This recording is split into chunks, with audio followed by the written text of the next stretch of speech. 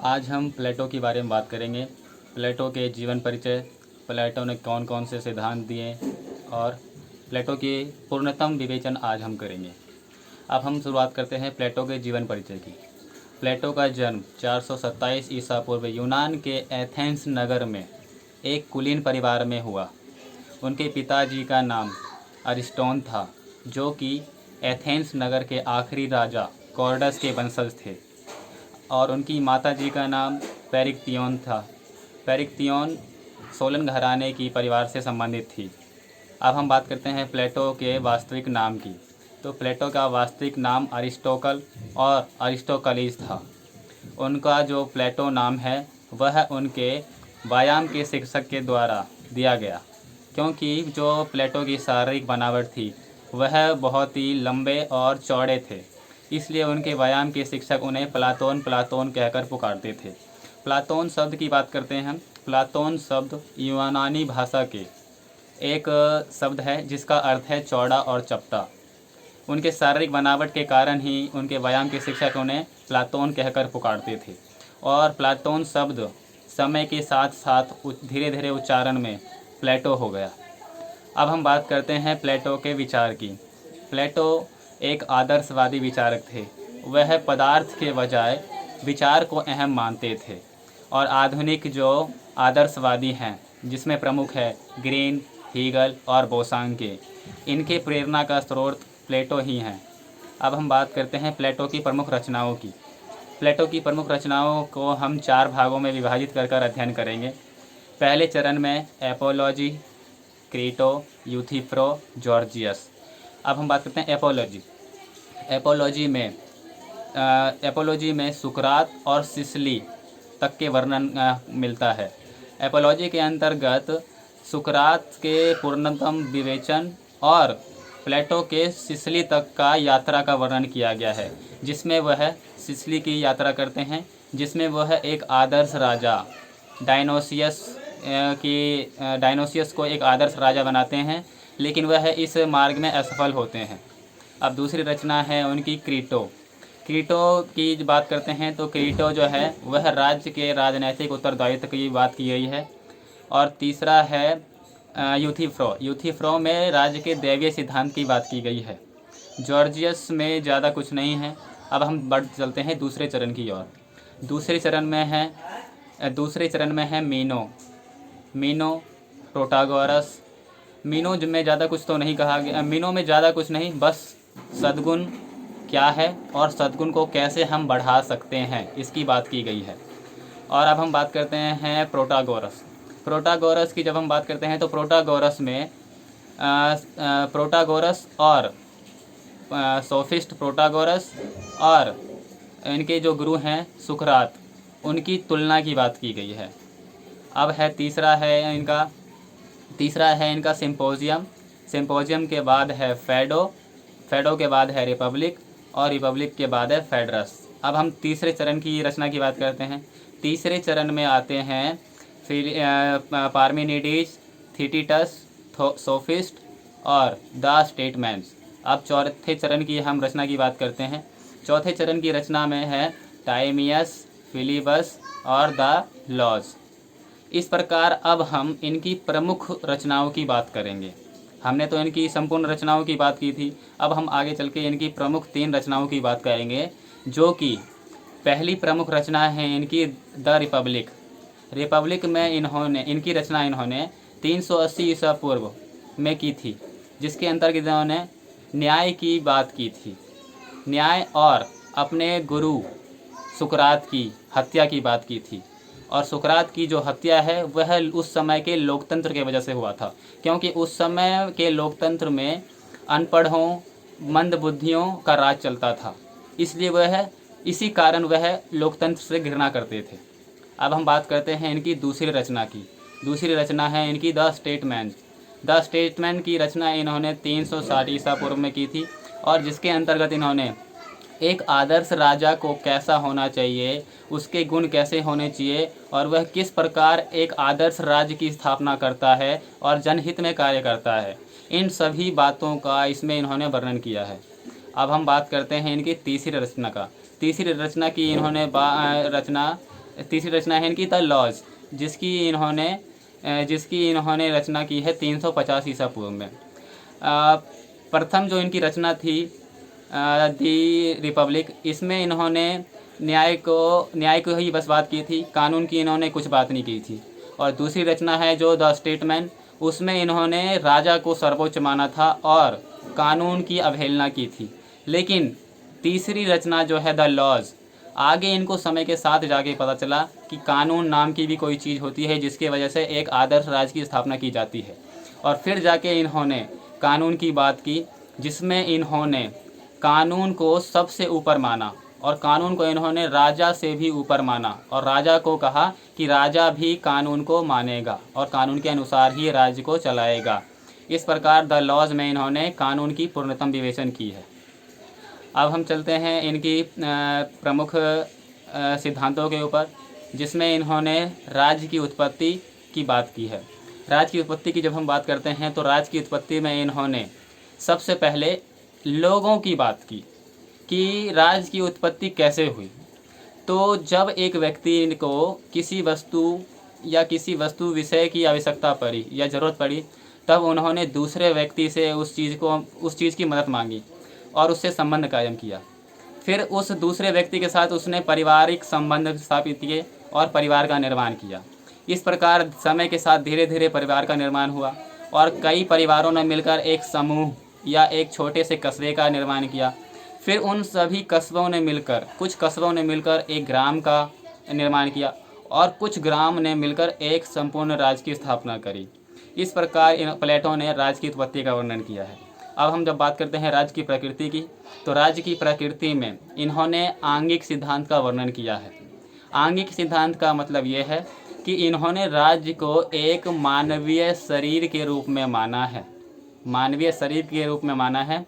और इसमें इन्होंने ये कहा है कि जो मानवीय शरीर है वह राज्य है और इसके जो अंग है, हाथ, पैर, मुंह, कान, ये है जनता है।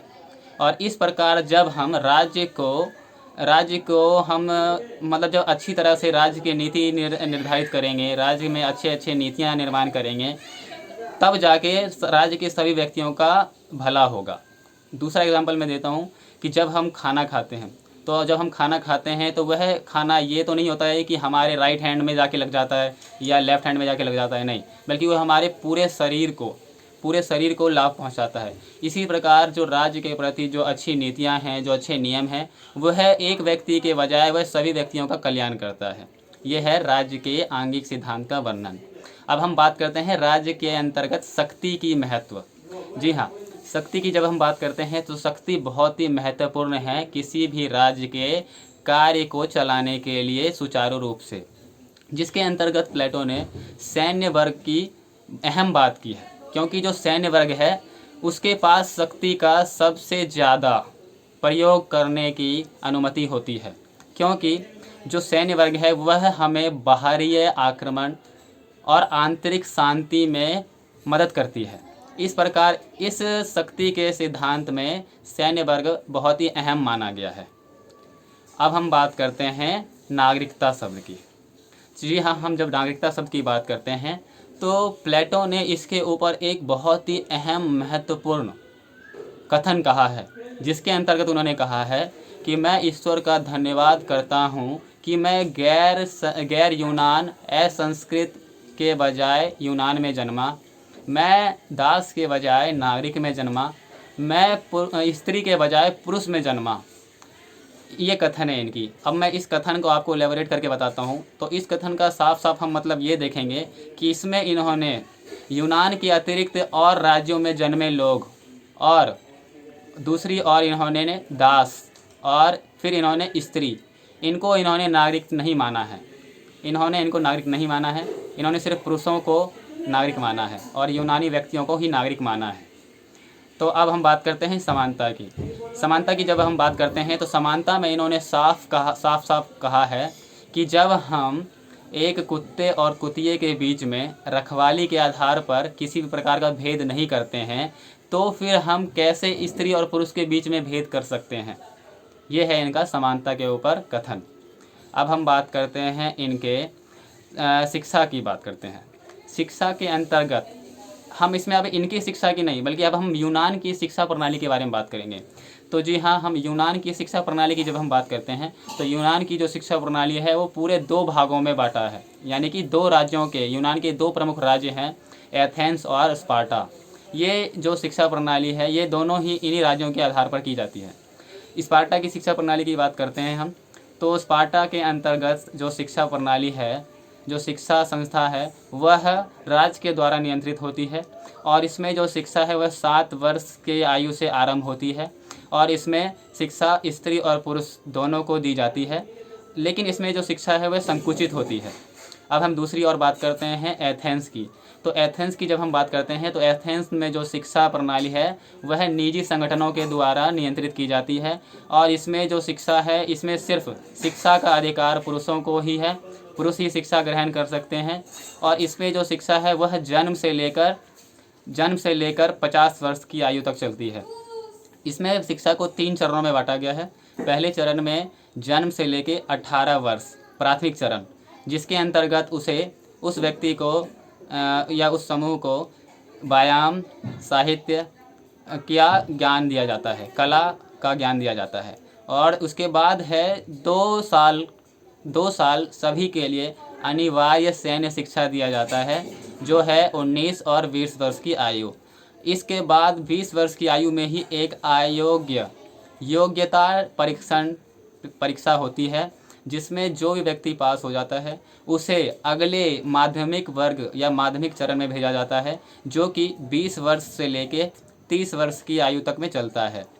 और उसके बाद 30 वर्ष की आयु में ही एक फिर से योग्यता निर्धारित टेस्ट होता है, जिसके अंतर्गत जो भी व्यक्ति पास हो जाते हैं वह अगले 30 वर्ष से लेके 50 वर्ष के यानी कि अंतिम चरण की ओर बढ़ता है। और अंतिम चरण में जो शिक्षा है वह एक आदर्श दार्शनिक या आदर्श राजा की ही शिक्षा मिलती है उनमें, और उसमें जो सफल होता है वह एक आदर्श राजा बनने का काबिल होता है। अब इसके बाद हम बात करते हैं इनके आदर्श राज्य की स्थापना की बात करते हैं। जी हाँ, ये एक आखिरी सिद्धांत है इनकी। तो आदर्श राज्य की स्थापना करने में इन्होंने सबसे पहले तो इन्होंने एक राज्य में वर्ण विभाजन की बात की है, जिसमें इन्होंने एक राज्य को 3 भागों में बांटा है। पहला है दार्शनिक वर्ग, दूसरा है सैन्य वर्ग और तीसरा है उत्पादक वर्ग। अब हम बात करते हैं दार्शनिक वर्ग। दार्शनिक वर्ग का काम होता है शासन प्रणाली को सुचारू रूप से चलाना, यह है दार्शनिक वर्ग का काम। अब हम बात करते हैं सैन्य वर्ग का काम। सैनिक वर्ग में उत्साह उमंग होती है, जिसके वजह से वह राज्य में शांति और न्याय स्थापित करता है। और दूसरा है उत्पादक वर्ग। उत्पादक वर्ग के अंदर तृष्णा होती है, तृष्णा के अंतर्गत ही उसे भौतिक वस्तुओं की उत्पन्न करने की अनुमति होती है। लेकिन इसमें मैं एक बात बता दूं आपको, इन तीनों वर्गों में से मात्र शिक्षा ग्रहण करने का अधिकार ऊपर के 2 वर्गों में दार्शनिक वर्ग और सैनिक वर्ग के पास होता है, और उत्पादक वर्ग के पास शिक्षा ग्रहण करने का कोई भी अधिकार नहीं होता है। और इसी प्रकार लेकिन उत्पादक वर्ग के पास एक अधिकार है, वो है पत्नी और संपत्ति रखने का अधिकार। दार्शनिक वर्ग और सैनिक वर्ग के पास पत्नी व सैन्य व संपत्ति रखने का इतना अधिकार नहीं है। खास करके दार्शनिक वर्गों में निजी पत्नी रखने का कोई अधिकार नहीं है। वहाँ पर एक सिद्धांत है, प्लेटो ने एक सिद्धांत की बात की है, जिसमें सामाजिक पत्नी की बात की गई है, जो कि राज्य के अंडर में होगी और जिस भी राजा को मतलब संतान उत्पत्ति के लिए वह उस स्त्री के साथ संभोग या संबंध बनाएगा, लेकिन वह निजी पत्नी नहीं रख सकता है। यह प्लेटो ने साफ कहा है अपने दार्शनिक वर्गों के लिए। तो जी हाँ, हमने प्लेटो के संपूर्ण सिद्धांतों का वर्णन कर लिया है और यही है प्लेटो का पूर्णतम विवेचन। धन्यवाद।